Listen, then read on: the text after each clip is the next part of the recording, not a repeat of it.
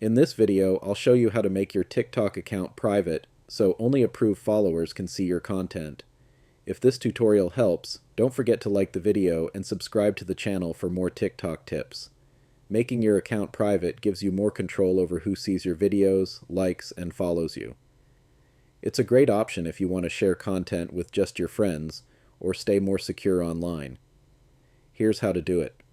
First, open the TikTok app and tap on the profile icon at the bottom right corner. Then, tap the three lines in the top right corner to open the menu. From the menu, tap Settings and Privacy. Next, tap on Privacy under the Account section.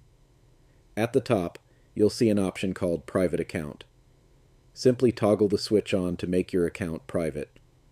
Once your account is private, only people you approve can follow you and see your videos. And that's it. You now have a private TikTok account. You can always switch it back to public by following the same steps.